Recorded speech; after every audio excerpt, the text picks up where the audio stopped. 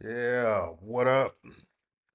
This is Mr. Royce, Mr. Royce J of Royce Media, coming at you guys with another live stream. Ooh, yeah. I'm in a good mood this morning. We'll give a few minutes for the room to fill up, get some people in here, and we can talk about some stuff. Yeah, this is last Friday of the year, so whatever whatever Friday like things you got to get in. Got to you got to get them in because this is the last one of the year. So you know, go about your day and make it happen. You know, just think in a couple of days the new year will be upon us. You know, that's kind of a sobering thought. you know, hopefully you got a lot accomplished in this year. You know, hopefully this year was a good year for you all. Um, for as many of you as possible, and hopefully this coming year will be something uh would be a decent year for you all. You keep hearing about trials and tribulations coming next year. So for 2024. So we'll see. I know that election is coming up and it's about to be a whole lot of nonsense. So yeah, I would say get ready for it, you know, do what you gotta do. I would say uh you know, uh always have at least a month's supply of food, what have you. Make sure your tools and stuff, you got good tools and do whatever you can because I don't know what this new year is going to bring other than the election, more problems with some of the stuff that we're going to talk about today. And actually, I'm going to give you guys my prediction about uh, what's going to happen based on what I see now. You know, um, the reason I made this prediction because I see three different things converging on a certain path that's going to have an outcome on what's going to happen with U.S. citizens. Now, this all could be conspiracy talk. This could be me putting on my tinfoil hat, but hey, it is what it is. It's what I'm going to talk about. So it's what I see, and I haven't been wrong on a lot of the stuff that I see. I mean, a few years ago, I called what was going to happen right now with what they're trying to do with former President Trump. You know, I've called a few things. People thought I was crazy, and then they come back later and say, "Hey, man, I think you were right. How did you know?" And I said, "The signs were all there. The tea leaves were all there for different things that I speak on." I do that with boxing, and a lot of times I do that with calling football games, which I don't watch football that much as of late, and but you know, as I'm watching games, I'm able to predict the calls, um, how the game would play out in order for um, certain teams to win. I've been able to do that with a high degree of accuracy, and especially so. I call boxing matches. I think I'm probably 95% correct on boxing matches, and I say that to say this about social political affairs. Um, I predict what's going to happen next with a lot of accuracy. And I can usually do it a lot of times a year or two out, you know. And this is why I wanted to talk about the situation. Um, you know, in cities like Colorado, and well, in places like Colorado, Illinois, New York, um, you know, you have um, their major cities are have the status of sanctuary city, and we all know what's been going on with this crisis. Prior to the well, during one of the themes of the 2020 election was to you know relax border restrictions. And that was one of the things that Democrats tried to weaponize against Trump, saying that he was a racist because he didn't want to just let anybody immigrate into the U.S. and, just all kinds of nonsense. And so after Biden got in office, um, you know, they more or less made the border real porous. I don't know what I'm talking about, some borders. They made the border real porous, and kind of opened the floodgates, letting a lot of people in. I mean, I want to show you guys right here, uh, pretty much what's happening in Chicago. So let's check this out.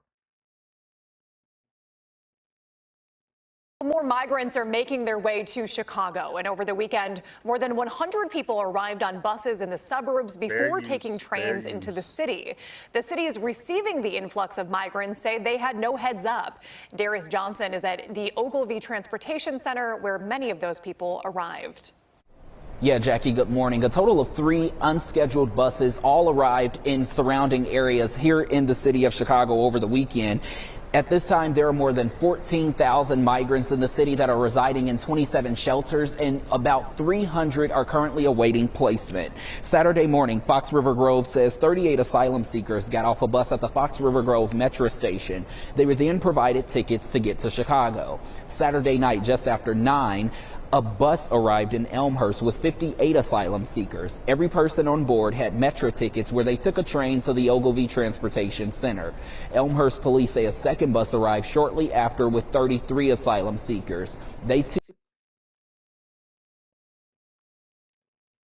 As I mentioned before, we have scenes like this happening all over the country, and in your major cities. And it seems that you got tens of thousands of immigrants from Central America, Haiti, China, uh, from different parts of the Middle East. You have all these people coming in. It's not just Central and South Americans. The media would have you believe that, but it's actually uh, they've been catching people from Africa, Haiti, Chinese nationals, all kinds of stuff. They're coming in. They're letting in as many people as possible. And a lot of the talking points is that, um, especially among like uh, Black Americans, is that they're trying to dilute, they're trying to replace Black people and dilute Black American political power, which it could be possible. You know, it could definitely be possible. I I would say that's going to be a side effect, but mostly this is going to dilute. Um, it's it's done to augment definitely the political power of the Democrats in the DNC. Um, I think that's without a doubt what's going on, but also to create a um, base of new taxpayers, um, and which is going to be leading to another point I'm going to be talking about. It's going to segue into that, and that with these new taxpayers, with this influx of people, that they want to try to get working, taking all low wage jobs and different things like that. They're not going to just be taking low wage jobs. As we see with the Indians in the Indians coming from India, a lot of these people have you know master's degrees and PhDs and different things like that. They're going to be taking the upper echelon jobs. So basically, the U.S. is trying to create a brand new uh, tax basis, and the reason that's being done is that um, um, Americans are not, U.S. citizens are not having enough babies.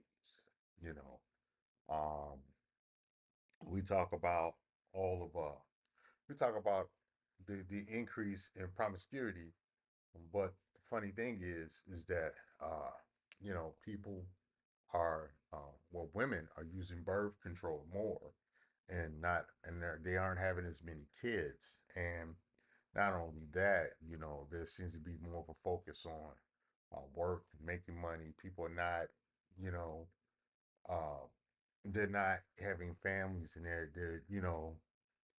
managing, you know, uh, having kids more. So this is resulting in people having fewer kids, women having fewer kids.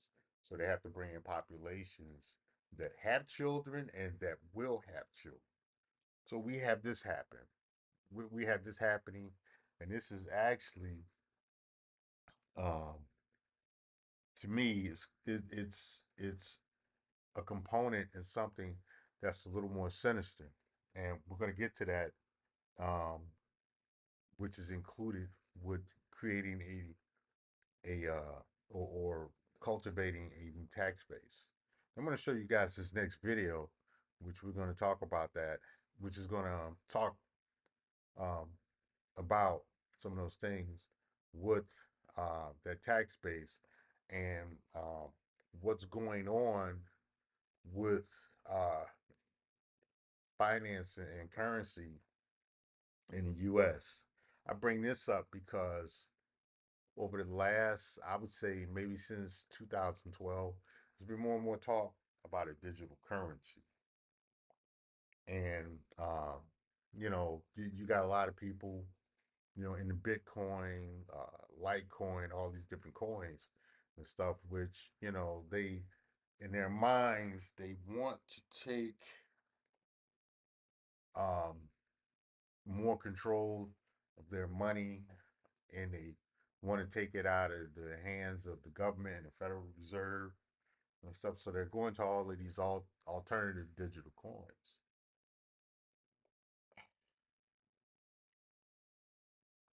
Once we watch this video, I'm going to show you guys my thoughts of that. All right, here we go. Let's play this video.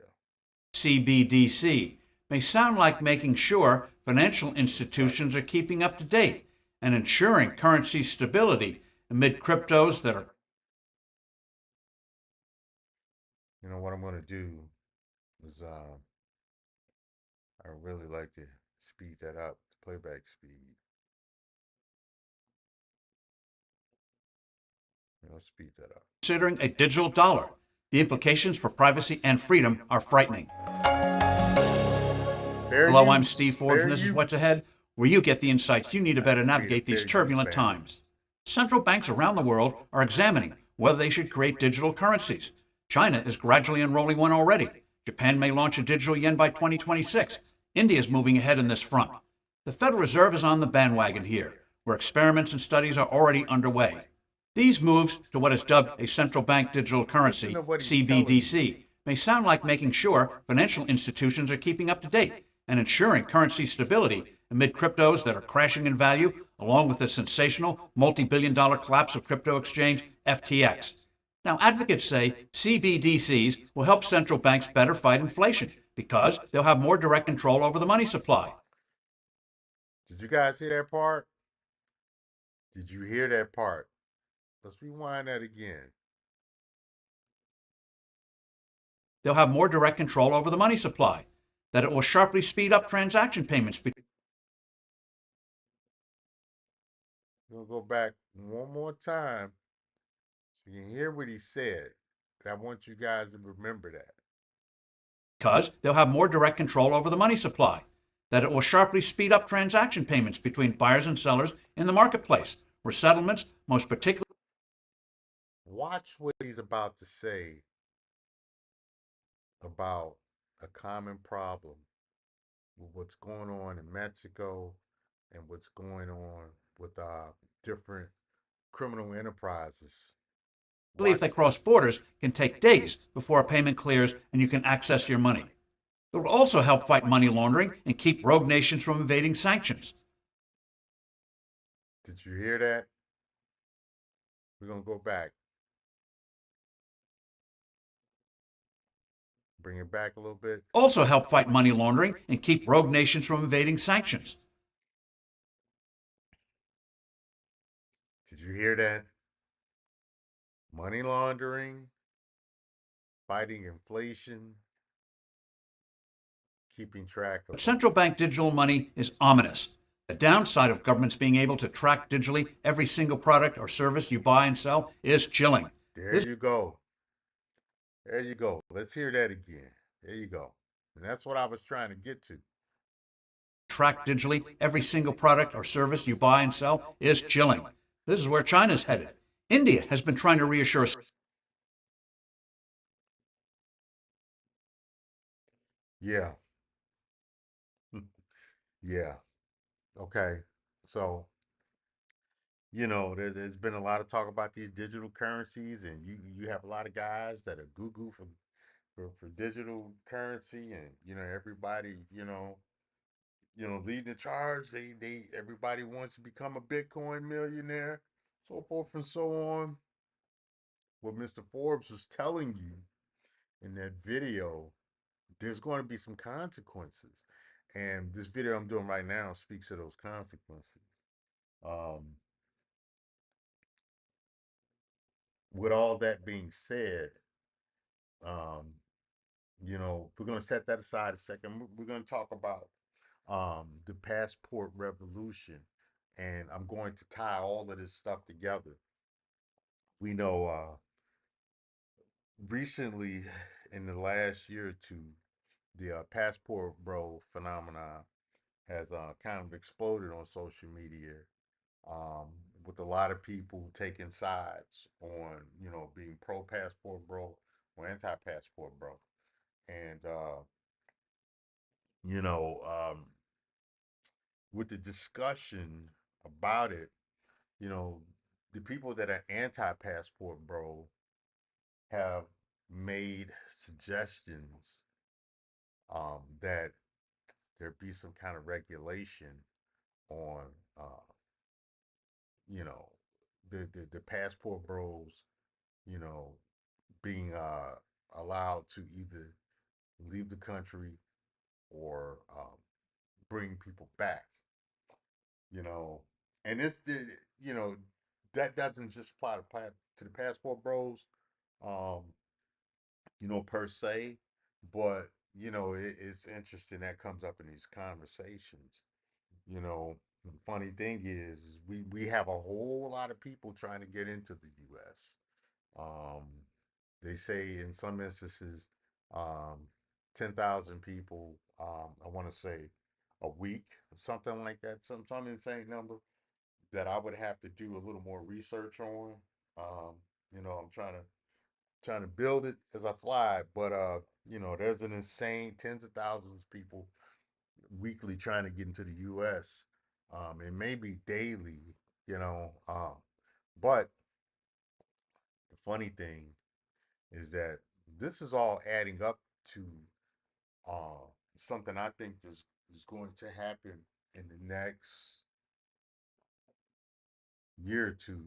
We're really going to start seeing more of this, especially with what's going on over there in Israel. What's and different things that are happening in places like Mexico. Um, you got the different riots going on in Europe. You got certain situations, um, conflicts happening over in Africa. Um, you're going to see a whole you're going to see an increase of travel restrictions from the U.S. Let me show you guys this video, to show you uh, some travel warnings that were posted last week. Breaking right now, the State Department has now issued a Fair worldwide use. caution alert. This is amid the ongoing war in the Middle East. The department says it's due to increased tensions in various locations around the world. Americans overseas are being advised to stay cautious because of the potential for All right. Look at this picture. They got the dreidel gang in here, but that was done for a reason. They this was not coincidence that they picked out these Hasidic the dreidelsmen, um, you know, in an airport preparing to take a flight. This was not coincidence at all, and this is going to add on to. It's going to tie into what my predictions are, and also this was really a gaslight, and this was a gaslight for you know this was a gaslight for certain groups to uh, let them know, hey, you got to get going. You got to be prepared to get up and move because some stuff is going to happen. This is clearly a gaslight. I see this as something more than coincidental. Moving on. terrorist attacks and violence against U.S. citizens. Listen to that. Listen to that. We're going to replay that last part. Go Terrorist back attacks and violence against U.S. citizens. and we see they have the closed caption. Because of the potential for terrorist attacks and violence against U.S. The citizens. potential for terrorist attacks and violence against U.S. citizens. Have you all noticed? Have you all noticed that there's more uh, reports of U.S. citizens being you know attacked, kidnapped, different experiencing different kinds of violence overseas. You know, I have. I've seen a steady increase of those reports, and I think that's done with an intent behind it. And this is going to lead me into my prediction for what's going to happen in coming years. With all of everything we just went over the migrant crisis and how many people are being, trying to enter the U.S. And this is because they want to, the powers that be want to replace the voting base and the tax base. They're trying to cultivate a new voting base and a new tax base that they can control. You know, as far as digital currency, they want digital currency so they can track all your spending to make sure they get every dime out of you that they're supposed to have. When the video that I showed earlier talked about, money laundering by criminal organizations and rogue countries. I'll tell you something. What they're not telling you is that they don't want money to leave the US. That's all that's about. They want to track every dollar so that money, they can keep almost all the money and no money leaves because with digital currencies, you're going to always have a digital record. That currency, that transaction is automatically recorded because it's digital. Listen to what I'm saying. Every transaction with digital currency is recorded because it's digital. There's always, it's like there's a built in receipt. So you have that. And now, third, we talked about all of we talked about the U.S. travel warnings and stuff with all of the stuff that's going on. You know, the kidnappings and killings in Mexico, the kidnappings and killings in Colombia, what's going on what's going on in the Middle East with the you know Hamas and Israel, all of this other stuff. They're warning U.S. citizens don't leave the country. What they're not telling you is that that's going to be the backdrop. All of this is going to be the backdrop to where U.S. citizens can't leave the country, where they're going to make it hard to get out of the country. This is what I see coming. That it's going to be extremely hard to leave the U.S. And then plus with the passports being digital, they're going to have a record of. They don't care who's coming in right now, but they want to know who's coming out. You know, they let the illegal immigration in. They let they they made the borders be very porous as far as people coming in, and you pretty much can tell them whatever you want your name to be, but they're going to have a record of everybody going out of the U.S. They're going to turn the U.S. into a place that is hard to leave, hard to send money to other places. Um, it's going to become a virtual containment center. It's going to be a virtual. Americans are going to be pretty much incarcerated to the United States. Y'all see what I'm saying? It's going to be wild, man. This is how I see it. You know, with all of that stuff adding up, it's I don't like what I see, and uh, I think there needs to be a conversation about this. I don't know. I'm not going to suggest what else could be done other than this needs to be addressed with our political leaders. This is not doesn't look good. And I mean, I'm of the mindset if it walks like a duck, talks like a duck, then it's a duck. And right now, this is the duck that I'm seeing. This is what I'm seeing culminating for the near future. So, um, this is something we as Americans we gotta address. We as U.S. citizens gotta address because saying Americans is really inaccurate because Mexicans, Canadians, Central Americans, America is a lot bigger than what people think it is, but that's another conversation. However, I think with these things, among some other things that are going to happen, the U.S. is going to be a hard place to leave, and you're virtually not going to be able to get any money outside of the U.S. Send money outside the U.S. without the government knowing. You know, this is going to be it's going to be a situation. Anyway, jump in the comments. Tell me what you think. This is Mr. Royce Media. Like, share, and subscribe. I'm coming back at you guys with another video topic later on today. Take it easy. I'm out.